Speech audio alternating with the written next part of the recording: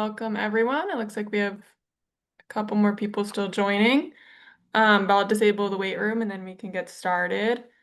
I'm Lexi. I'm part of the Auggie community, and I'll be moderating the event tonight, which we're super excited to have Uncharted Motherhood with Jody from Flourish. And a few housekeeping items, just that we want to let everyone know this meeting is going to be recorded. And if you have any questions throughout, please feel free to drop them in the chat and then we can answer them. So without further ado, I'll turn it over to you, Jody. Hi, everybody. Thank you so much for coming to my first of what I hope is many Auggie events. I already love the Auggie community. I feel like I have been really trying to comment on people's posts and make suggestions, especially when it comes to the uncharted difficulties of motherhood and also some of the fun stuff like picking out presents and things like that. That was a big one in the chat today. But let me start out by saying who I am. My name is Jody Claristenfeld. I am a mom to a 6-year-old daughter who was born 12 weeks early. She decided to make her appearance while her father was away in Europe on a business trip. Thankfully, though, I was not alone. I was with my mom, and she helped me when my husband wasn't there. And believe it or not, he came back from Europe and met our daughter before I did because I didn't meet her until she was 3 days old. But both of us are thriving and flourishing and doing really well. And out of our parenthood journey, I created Flourish, a community and a platform that supports, educates, and empowers parents of children in the NICU, premature parents, special needs parents, and really any other parents that are undergoing challenges throughout their parenthood journey. It's often the challenges that are unspoken. We always all see on Instagram the most picture perfect rainbows and unicorns and rose-colored glasses, the beautiful parts about parenthood. I always say, I'm the family whose child is looking off in the other direction. It takes us 200 photos to get the one photo where everyone is smiling. And just, I have learned to embrace that and have lean into that and have that really be part of our story. And there is beauty amongst all of that, despite things not going how you plan it to go or having challenges along the way. And the first step in that is really reframing your mindset, what it means to parent in a way or parent a child when something goes awry and when something doesn't happen the way you thought it was going to happen. It's really scary, especially when you feel that you have no control over a situation. But I help parents flip that on its head, turn it around, make it into something positive, and make it their superpower so that they can control and also set themselves and their family up for success today, tomorrow, and for the future.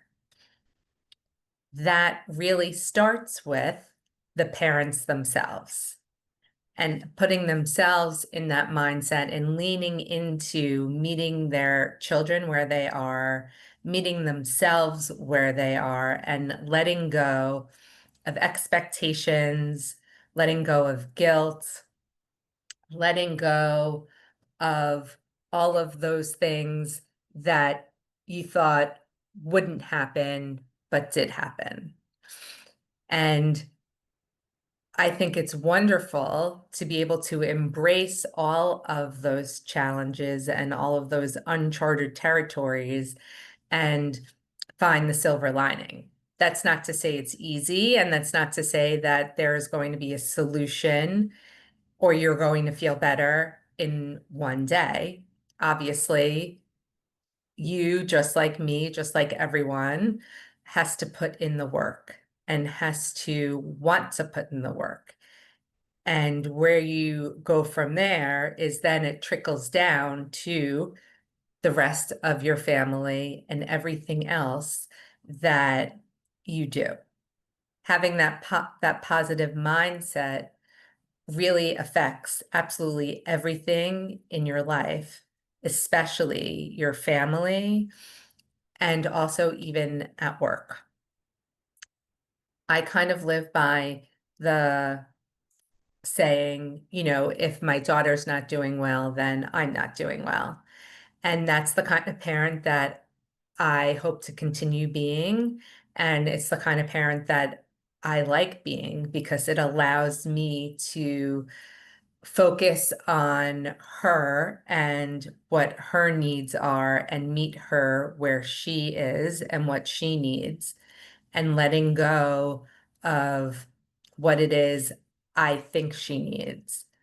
Because sometimes we don't realize how much our kids teach us and how much we need them to show us, even if it's not verbal, show us what it is that they need, where they need to go, and how they need support and how they need help.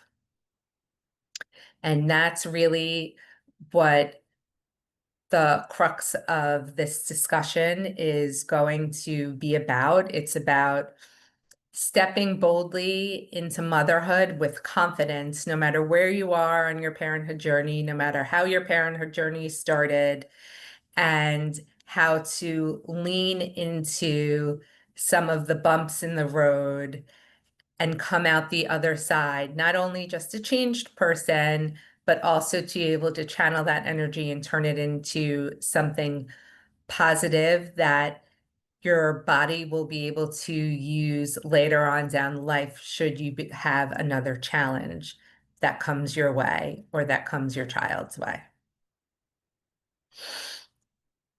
And by the time we are done with our chat here today, I'm hoping that everyone that's listening comes away with a framework to release some of that guilt that we have when things go wrong or when things don't work out the way that we want them to pivot from those unexpected moments and make them your superpower, and to just walk into every room that you walk into confident with your head held high and being proud of who you are, as yourself, as maybe a spouse, as a parent, and just confident in your whole being. The first thing I want to talk about is the guilt. I think mom guilt starts the moment you find out that you're pregnant. All of a sudden, you're changing what beauty products you're using. All of a sudden, you're going to change what you're eating. I'm going to eat only organic, grass-fed, only the very best of whatever, because you're thinking to yourself, I want to give birth to the most healthy baby in the entire world. And I am going to do absolutely everything I can within my control to help have that positive outcome. For myself, actually, it's funny, I have continued 6 years later to still use the same beauty products that I used when I was pregnant, because the truth is that we should all be using beauty products that don't have parabens or sulfates and all of phthalates in them. But again, when we become pregnant, we think we all of a sudden have to change everything that we're doing to have the most beneficial outcome that there is. But at the same time, we feel guilty about decisions that we make, whether it's during pregnancy or after we give birth. And it's so important to realize that you have to let go of that guilt, or else it will consume you and you'll never be able to move forward. I sometimes call guilt that guest, that party guest that shows up, that sits on your shoulder, that you didn't really invite in, but just stays longer than you had ever expected and is always whispering in your ear, "You're not doing this right. You might have a little bit of doubt in what you're doing." And the truth is, while yes, a lot of our mother-in-laws do the same, yes, I'm only kidding. Um, you know, no matter what, we can always second guess ourselves. And that is true for anything, not just motherhood. But we have to get rid of that self criticism and that toxicity that we keep giving ourselves and get rid of those whispers that are in our ear. How do we do that? We try not to compare one person's journey to ours. Is someone's child rolling over earlier than mine, or is someone's child talking earlier than mine? Somehow, as moms, we all make that a reflection of something we did or did not do, something that we caused, something that we created. And the truth is that it is nothing that we did or didn't do. Yet our brains are wired to think that there's something and it reflects our parenting skill. But the truth is, every child, just like every human being, is on their own growth trajectory. We're all growing and learning every single day. And to focus on the overall progress of where your child was versus where they are, as opposed to a box to be checked for a completed milestone, goes a long way in helping freeing up that guilt. If you look at the overall progress, not the perfection, we can really then begin to focus on what is in front of us and really start to release some of that mom guilt. A lot of times I tell my clients that I work with, okay, I would love for you to write down one thing that you're feeling guilty about in this exact moment. Write it down, because sometimes when you write it down, you actually can see it and internalize it and start to think it, and then you can start the healing process. It's almost as if you're speaking about it. When you speak about something, it can become very cathartic and very helpful. So I say, write it down. Is that thought based in fact, or is it fear? More often than not, those things that we guilt ourselves about or that we criticize ourselves about are based in fear as opposed to fact. And then once you do that, okay, let's reframe that sentence. What does this mean? Let's flip it, let's turn it on its head and say how you can move forward, saying, I am learning, I am growing, I am evolving, I am enough, I am doing the very best I can in this moment.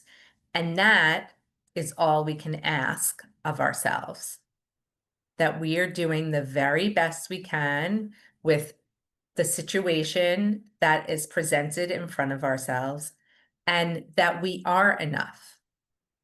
We are enough. Women don't say it enough at all, that we are doing our very best.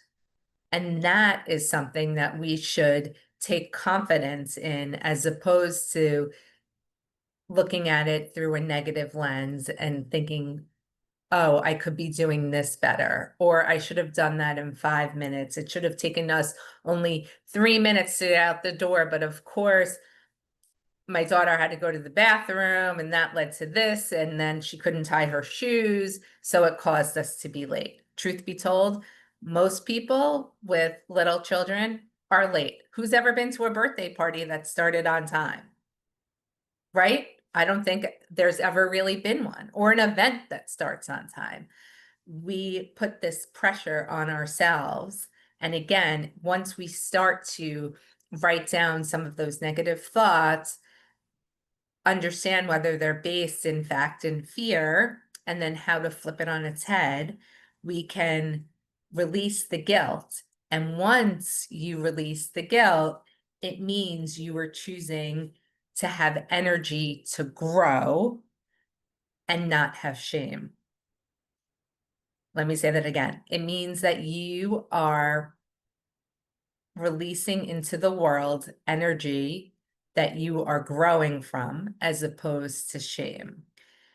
Being uncomfortable is part of growing. And so once you write down those uncomfortable feelings, reframe them, then you are growing, learning, and erasing, or starting to erase, some of the shame and some of the guilt. The second framework that I think is really important about Uncharted motherhood is just that, embracing the surprises. Life in general, as we know it, is filled with ups and downs, and probably more negatives than positives. You understand who your true village is in life when it comes to the tough times as opposed to the good times. It's really easy to be a friend with someone when they are all happy and everything is going along wonderfully. But when something unexpected happens, or when there's a challenge, then a lot of times your friends go away. Similarly, how many of you have had your child meltdown in the middle of Target or on a street corner? I know I have. And I think everyone is always staring at me. That somehow, oh, she's a bad mom. She's the one that has the problem child. She doesn't know how to take care of her kids. All these things, again, come into our head. And maybe your child has never had a meltdown in public before, but all of a sudden, today's the day that he or she decides to do that. Or for some reason, they are overwhelmed or triggered by something that causes them to have that meltdown. Yet you think the eyes of the entire world are peering in on you and your child. And we internalize that and make it about us, as opposed to just shrugging off that moment, regulating ourselves so that we can regulate our child, and then move forward. Again, like I said, motherhood is filled with unpredictable surprises, that uncharted territory. I tell my daughter all the time, we are both learning on the job. I'm learning every day, just as she is learning every day. And even if you're a parent to more than one child, you are also learning every day. And so too are your children. And use these opportunities that are challenges, or like I said, a meltdown in the middle of the store or on a street corner or in an airport, view them not as obstacles, but rather as areas of growth and resiliency and creativity, because those things that challenge us actually help us and will help us regulate ourselves and put our children in a better place. And remember, no one is looking at you the way you think they are. We always internalize and think that something is much worse than it really is. Almost everyone who has had a child has witnessed their child have a meltdown somewhere, sometime, someplace. And as a mom, you start to feel your sweat, rising, and all of a sudden dripping down your back. And all you want to do is pick up your child and get away from that moment. But again, that behavior that you can then regulate and and talk to your child and say, you know what? I'm sorry, Timmy. You can't have that toy today. That is not a choice. And literally take your child and bring them to another area of the store. That's not to say that Timmy is going to stop crying, but it's better to be emphatic and stay the course that you are not going to get him the toy that he wants, because he will also learn that there are, I don't want to say consequences, but every action has some type of event that results from it. I don't want to be like Sir Isaac Newton and say every action has an equal and opposite reaction, but right. So there is a learning experience from that to be had for both you as a parent and for both Timmy as a child, right? He learns that even though he wants that Mario Kart toy and you're not going to get it, crying and screaming and kicking and everything that he's doing to let you know that that's what he really wants and he wants it now, is not going to get him that toy any quicker. And as a parent, we just have to sit there and stay the course and make it a learning and talk very calmly as much as you can and explain very surfacely, because in those moments you can't really sit and regulate exactly your child, but sit there and say, no, this is not a choice for today, maybe another day, but not today. And literally try and walk away from wherever that aisle is. And again, continue to say the same thing to your child, because that way it creates a learning experience. And you can look back on it hours later or days later and appreciate that moment for what it really was, which was a learning experience. It was, yes, an unexpected behavior happened, but also you stayed the course despite being in a situation that you didn't want to be, despite feeling judged, and you have learned from it. And so too will your child. Again, I'm not going to say that this is something easy and that is going, the next time you go to the store, the same thing isn't going to happen. Like everything else, right? It takes practice. And my saying always is practice makes progress. Practice doesn't make perfection. When we expect perfection, we're setting ourselves up and everyone around us to fail. That's why I like practice makes progress. It's those incremental steps all along the way that matter just as much as I was talking before about your child rolling over. Once they start reaching and then they start reaching with the other hand, all those little steps help the progress towards reaching that event and that milestone. And again, right now, when I'm with my clients, and I'm going to ask every one of you to identify a recent event that happens, whether with your child or not, that caused you stress, and write down as well, can you appreciate from that moment? And what do you think you learned from that moment? The more we lean into those surprises and embrace those surprises, the more tools we have, so to speak, in our tool belt for when surprises come up the next time, because surprises are going to come up. Triggers happen no matter where you are. And also, it's just another tool to add in building confidence to face anything that motherhood throws our way. It is not easy by any stretch of the imagination. And anyone that tells you that motherhood is easy cannot be telling the truth.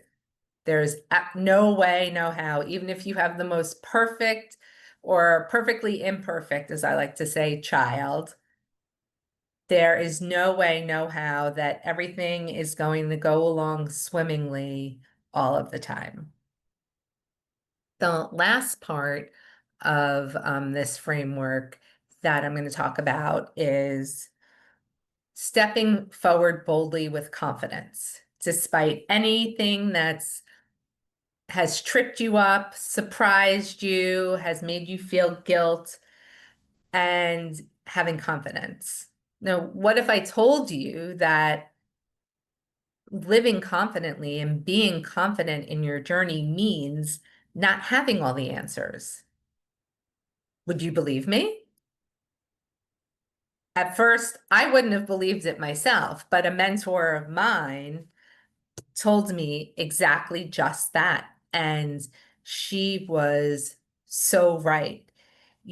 Confidence is not about, again, having that perfection or having everything go the way you want it to go, right? I had a traumatic birth. Somebody else might have had postpartum depression, or maybe something happened that their child got sick afterwards, whatever the case may be. Confidence is about presence, choice, and ownership of your journey, and not having all the answers in that moment. Confidence is learning on the fly. Confidence is not being afraid to take those missteps and not being afraid of what other people have to say or fear of judgment. Confidence is an overall aura and a being, and to know that you own yourself, you own your journey, you are the best parent for your child, and also too letting go of any of the expectations that others, including family members, might have of you, especially, holiday time is coming up. There are a lot of expectations surrounded about around holidays, how your child should behave, how parents should behave. Should you let your child nap during nap time if everyone else is present at a family event? Well, there's that saying, let a sleeping baby lie for a reason, right? Let your baby stay sleeping and napping. They need their rest. That is so important. That's when they grow as well as when they're awake. And to upset that schedule could be very alarming to them.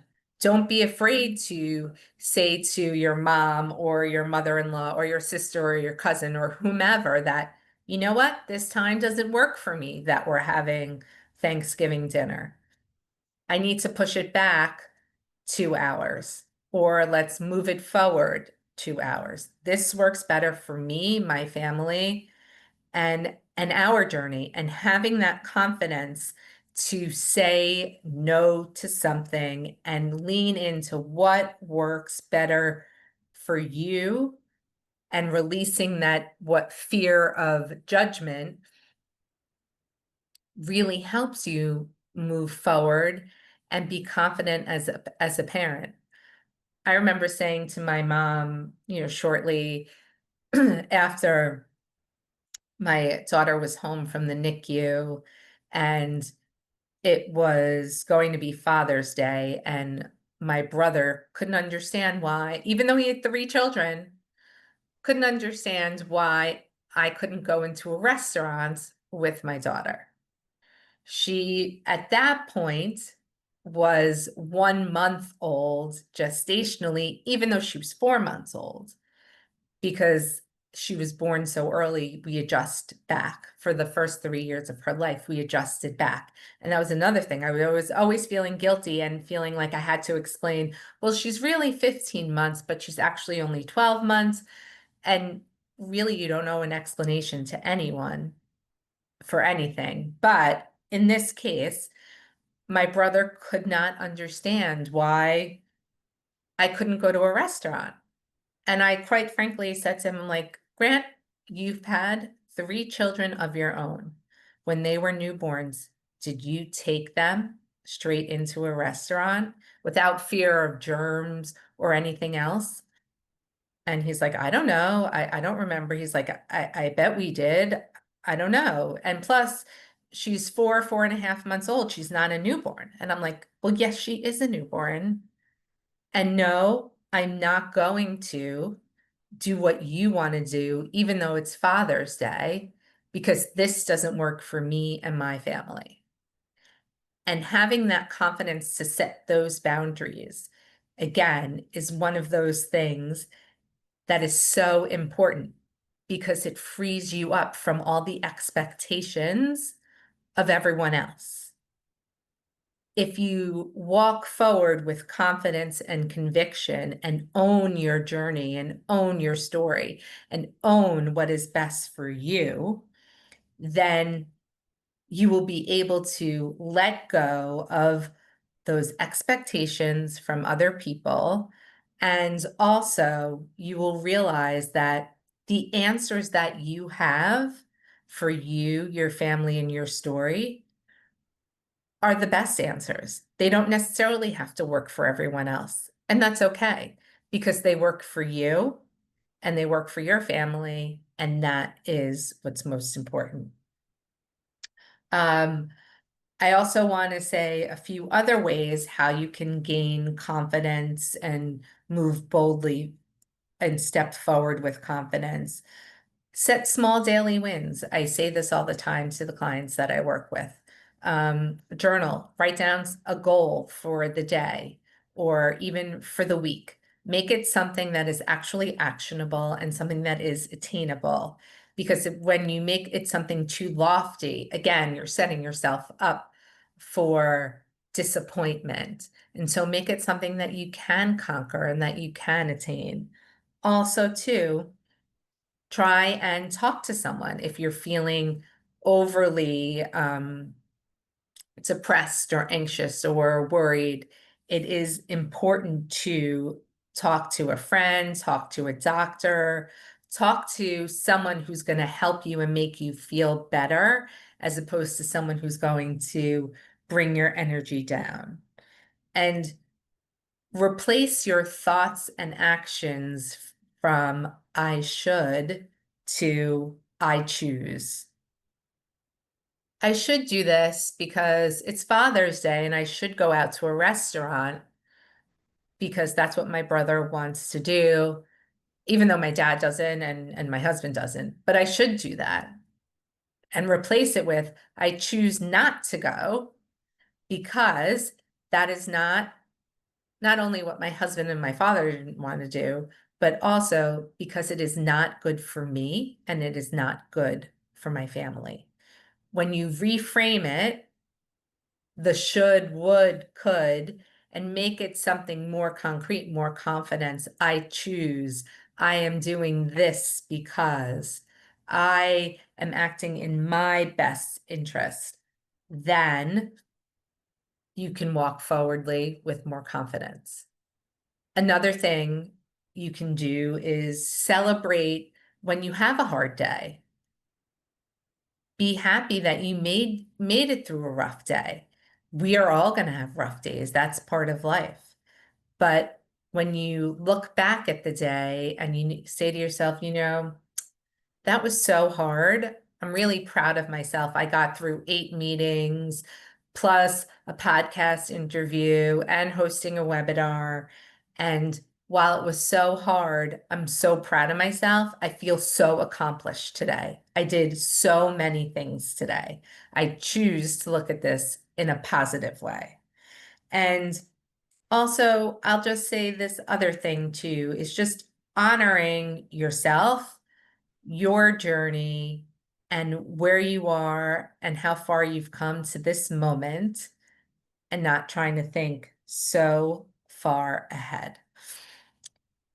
Lastly, I'm going to ask everyone to, you know, think of one thing that they can take action on today as a confident person. What is it that you want to set as a goal for yourself for today, for tomorrow, for the rest of the week? And again, setting those small milestones helps you work towards something and realize again that incremental progress that I've talked about since the beginning of this chat. So I just want to say confidence is built one courageous choice at a time, one proactive choice at a time. Each step, each time you make a choice that is confidence, it reinforces your belief in yourself, your conviction in yourself. It reinforces who you are without any apologies, and it gives you more confidence for the next time. So I just, now that we're coming towards the end, I want to recap the takeaways from today's chat. And that is one, to release, actually first recognize and then release guilt that comes in all shapes, sizes, and is always whispering in our head and in our ears. To embrace all the surprises and learn from them that come our way, because they are really growth opportunities. And a lot of times the surprises happen to have beautiful endings in them. And also to step boldly forward with confidence in your journey as a mother, and being always there for you, yourself, first and foremost, and then showing up for your family. You know, motherhood is messy, it's unpredictable, and it's also beautiful and extraordinary and unique and different for every single person. I want everyone to remember this, that the guilt doesn't define you. The choices you make today will help you be confident tomorrow. Step boldly, embrace the surprises. You will grow from this. Silence that guilt, and remember, above all else, you've got this. Thank you so much for joining today, and I'd love to take any questions, or if anyone has anything, please feel free to put them in the chat, or maybe there are some in the chat and I just don't know. Thank you. Thank you so much, Jody. That was so good. So much helpful tidbits there. Especially, I love the reminder of practice makes progress instead of perfection. I think that's a really good reminder. I do have one Yes. question. If anyone has questions, put them in the chat. I have one I can get started with, which is if you could explain a little bit of what working with you looks like, and when do, like, where their journey do people usually come across you and start working with you? You know, it's a great question. People start working with me from all different points. Some parents I meet while they're still in the NICU, but mostly I meet parents when they have left the NICU and bridging that gap from hospital to home, and what their journey is going to look like. Because generally speaking, those first 2, 3 years, if your child has been in the NICU, your parenthood journey is going to look quite different than from someone that has not been in the NICU, whether that means excess doctor's appointments, specialists, navigating early intervention, finding pediatric occupational therapists, speech and feeding therapists, ABA therapists, sensory therapists. So there's that. But also, too, it's about, from a mom's perspective, being able to feel confident to walk into a mommy and me class and not feel like every single person is staring at you, because maybe your child is that much, though the same age from a birth perspective, but gestationally is not, and have that confidence that people aren't, well, why is your baby so small? I had someone say that to me once on a street corner in Manhattan. And the woman asked me if I was feeding her. First of all, asked me if I was sure the day she was born, and then asked me if I was feeding her. And it took every ounce of strength I had not to cry. Um, and I literally just turned around and walked the other way. And because, especially when your child comes into the world in a traumatic way, there's that extra layer of emotional support and emotional isolation and feeling just so alone on your journey. But I also, in I'll say the recent year, have begun to speak a lot about school age children. And what does support look like in the school setting? Now, you don't need to have a child born early or be in the NICU to have your child need an occupational therapist, or maybe they have low muscle tone and they need a physical therapist, or they aren't speaking well, or they're mumbling, so they need a speech therapist. What does that look like? And how to get your child evaluated and advocate. I think it's so important. I think I talk about this a lot, is destigmatizing that support for your child.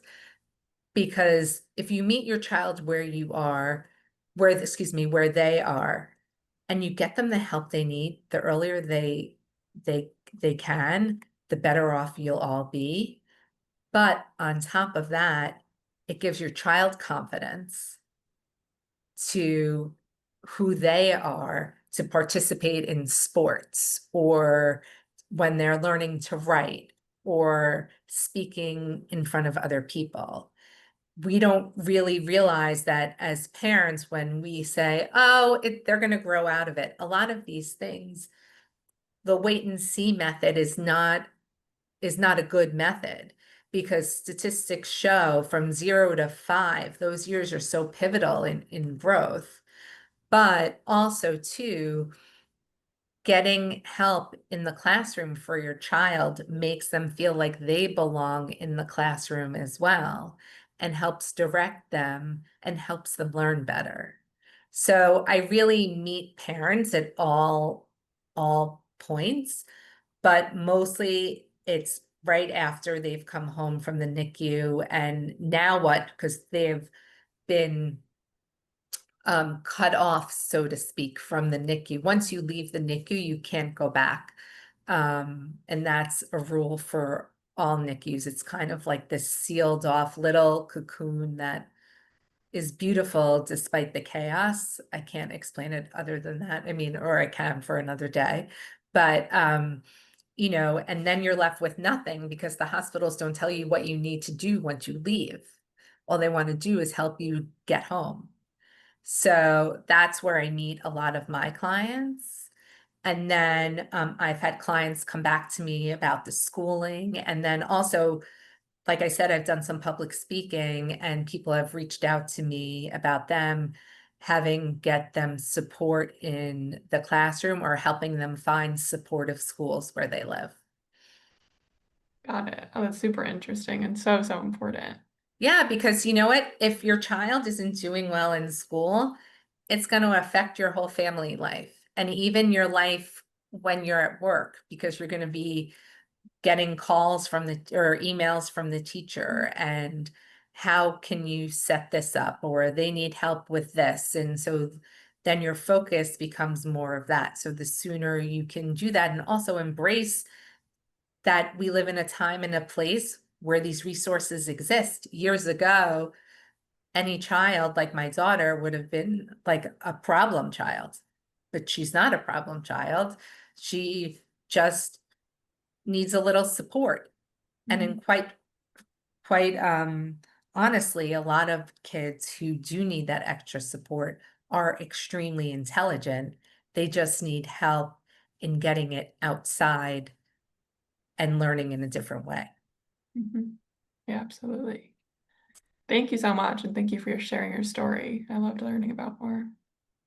Yeah, and again, if anyone has any questions, feel free to reach out to me on the app. And also as well, if you just look up the website Flourish. Truly my pleasure to sit and talk with everyone today. And hopefully everyone is feeling better about their motherhood journey. And even if you're not feeling, at least excuse me, let me rephrase. I hope everyone is feeling better than when they first started our conversation earlier this evening, because it's nice to know you are not alone. You are not struggling alone. There are plenty of parents out there who have challenges just the same way as you do. And sometimes we just need reminders of that and need that validation from everyone else. So I'm always happy to help. Absolutely. Thank you so much. Thank you. Thanks for Bye-bye, having me. Chris. Bye-bye.